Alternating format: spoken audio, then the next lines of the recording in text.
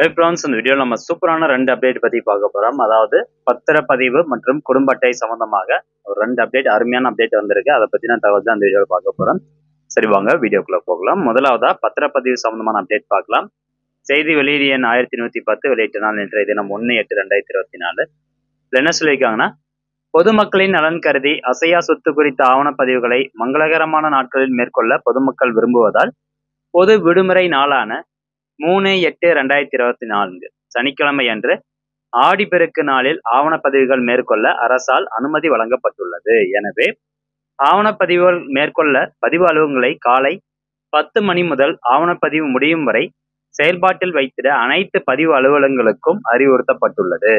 So நாளை தினம் பார்த்தீங்கன்னா அரசு பொது விடுமுறை.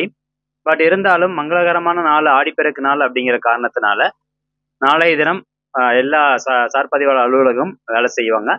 ஸோ நீங்கள் நாளைக்கு போயிட்டு பத்திரப்பதிவு பண்ணிக்கலாம் அப்படிங்கிற ஒரு மகிழ்ச்சியான செய்தி வெளியிட்டிருக்கிறாங்க.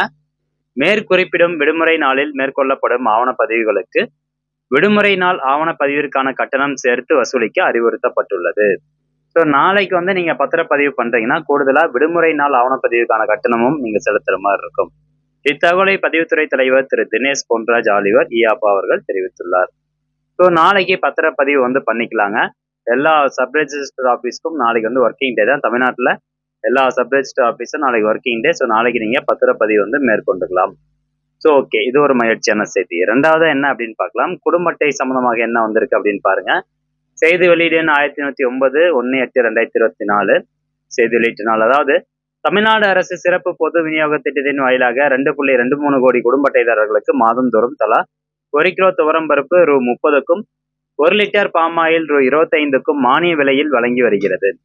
ஜூன் 2024 மாதத்தில் துவரம் பருப்பு மற்றும் பாமாயில் பெற இயலாத குடும்ப அட்டைதாரர்கள் ஜூன் 2024 மாத துவரம் பருப்பு மற்றும் பாமாயில் பாக்கெட்டினை ஜூலை 2024 மாதத்தில் பெற்றுக்கொள்ளலாம் என சட்டமன்றத்தில் மாண்புமிகு உணவு மற்றும் உணவுப் பொருள் வழங்கல் துறை அமைச்சர் அவர்களால் அறிவிக்கப்பட்டது.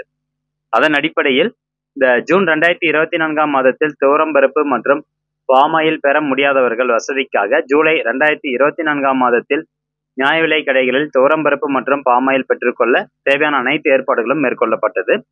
இருப்பினும் ஜூலை 2024 மாதத்தில் சிறப்பு பொது விநியோக திட்ட பொருட்கள் முழுமையாக நகர்வு செய்யப்படாத காரணத்தினால் குடும்ப அட்டைதாரர்கள் ஜூலை 2024 மாதத்திற்கான துவரம் பருப்பு மற்றும் பாமாயில் முழுமையாக பெற இயலவில்லை. ஆதலால் அனைத்து குடும்ப அட்டைதாரர்களின் நன்மையினை கருத்தில் கொண்டு ஜூலை 2024 மாதத்தில் துவரம் பருப்பு மற்றும் பாமாயில் பாக்கெட் பெற இயலாத அட்டைதாரர்கள் அவர்களுக்கான ஜூலை 2024 மாத துவரம் பருப்பு மற்றும் பாமாயில் பாக்கெட்டினை ஆகஸ்ட் 2024 மாதத்தில் பெற்றுக்கொள்ளலாம் என அறிவிக்கப்படுகிறது.